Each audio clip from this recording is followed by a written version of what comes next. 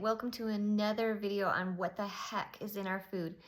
I was inspired to start doing these again. I have a lot of passion about just educating people and getting people to think about and applying logic to the food that's out there and what it's doing to us. And we can get real scientific about it and we can look into all the details, but I want to just encourage you to think about what is happening to the food, what is being done to the food, and if you even know what's in the food, and then I can bring more resources and talk later, or even just connect with you on a one-on-one basis and talk about why that's a big deal and what the science tells us that food does to us slowly over time.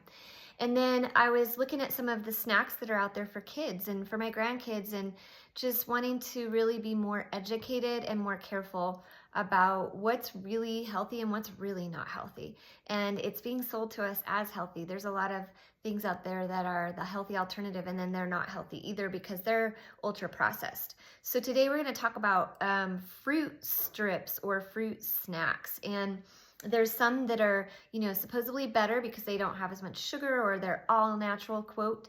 But we're going to look at the ingredients in this particular one. And so we start out, and there's different flavors. But for example, for the strawberry one, we have apple puree, apple concentrate, apple juice concentrate, and apple fiber. So they are basically smashing the apple and taking it into all of its parts and then putting it back together. But, I don't really know why you would need to do that. If you think about how you make your own your own treats and snacks, like these fruit snacks, you would just blend it up. Pectin is added, which as far as I know is not necessarily a bad thing. More juice is added, strawberry juice. And then natural flavors, fruit and vegetable juice for color. So if you read that, and most people would think, okay, that's not too bad. I mean, there's not a lot of added sugar. The total sugar is 9 grams per one strip. Kind of high, but if it was all fruit sugar, at least that's not as bad as table sugar, right? So let's take a look though at the alarming part. So the one thing that's not okay is there's a category of natural flavors. And this is a way that it's sold to us that it just covers a whole category of flavors, that are healthy or okay and approved by FDA. But the concerning piece is that there can be a lot of things stuck into that category that the industry doesn't have to claim, or the company making this food doesn't have to claim. So let me read you what natural flavorings can be. Natural flavoring is defined by the FDA as the essential oil, and I'm not going to be able to pronounce all these words, oleoresin, the essence or extractive, the protein hydrolysate, the distillate, or any product of roasting, heating, or enzymolysis. Okay, guys, we talk about processing. That's what this is. This is ultra processing foods to derive a particle or a piece of them out of it to throw in other things. And not necessarily that this specific process is harmful in itself, but it depends on what we're talking about and what they're putting into our foods and why.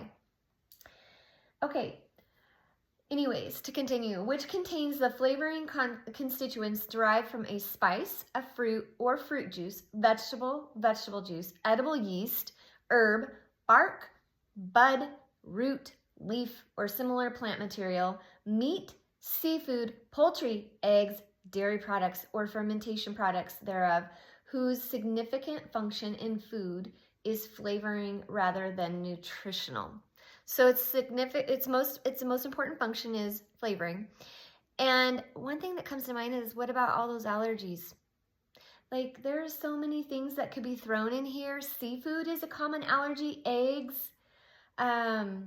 certain parts of plants, roots, bark. I'm assuming bark is, anyways, I'm not even going to go into that.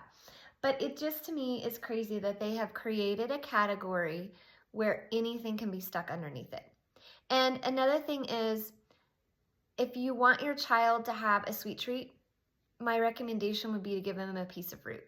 They don't need some ultra processed fruit leather thing. Yeah, it's convenient for sure, but try to promote and encourage yourself to just provide fresh fruits and make your own dried fruit leathers and things just using a dehydrator. You can add honey if the fruit isn't very sweet, but a lot of times if the child isn't used to having foods that have already been sweetened, then they will think that the fruit is sweet enough. So that is my tip for today. I would say don't buy this stuff. I've tried to look for a really great fruit leather and I can't find one. Not really. Dried fruit, not so bad, as long as it hasn't been soaked in sugar or coated with preservatives. So that's my little tidbit for today. Hope that helps you, and I hope I'm an encouragement in helping you with the education piece and not a discouragement. And just work hard and fight for the health of your children and your grandchildren.